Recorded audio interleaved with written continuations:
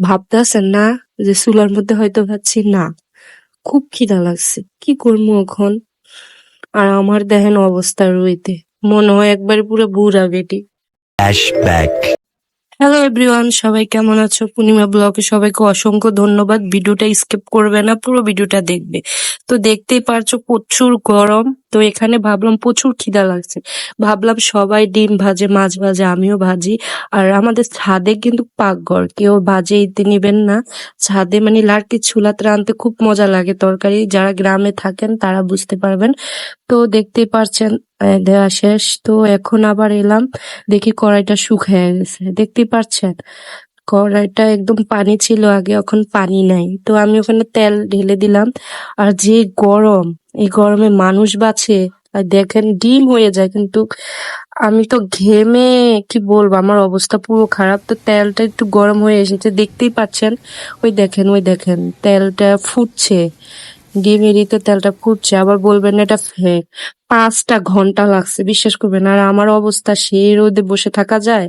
দেখতেই পাচ্ছেন আমার কি অবস্থা। আর কি বলবো, নিজের হাতে ক্যামেরা। আরেকটা জিনিস, ক্যামেরা যে অফ ছিল আমি বুঝতে পারিনি, ডিমটা আগে দিয়ে দিয়েছিলাম, সেইটুকু দেখাতে পারলাম না। হয়তো অনেকে ফেক ভাবতে পারে, ফেকটা অরিজিনালি। তো দেখতেই পাচ্ছেন ডিমটা কতটুকু, আমি চলে গেছি, এখানে বসা যায় না ভাই, 5টা ঘন্টা লাগছে।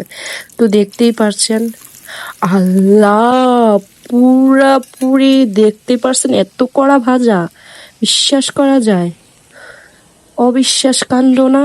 আর দেখেন কি সূর্য, সূর্যটা দেখেন। আল্লাহ, আজকে ভাবলাম একটু গ্যাস ছিল না, তো প্রচুর খিদা লাগছে, ভাবলাম যে ট্রাই করে দেখি হয় কিনা। তা হয়ে গেল।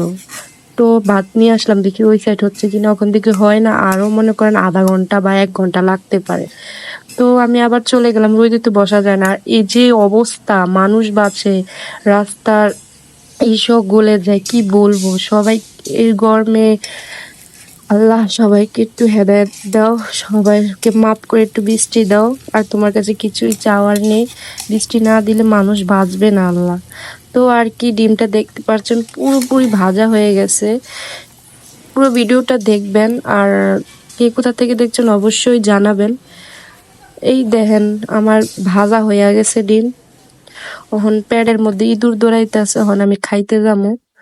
তার জন্য আমি মুখটাকে একটু ধুয়ে নিলাম, তারপরও ঘাইমা গেছে। এই দেখেন কি অবস্থা, দেখেন এই অবস্থায় মানুষ বাঁচে?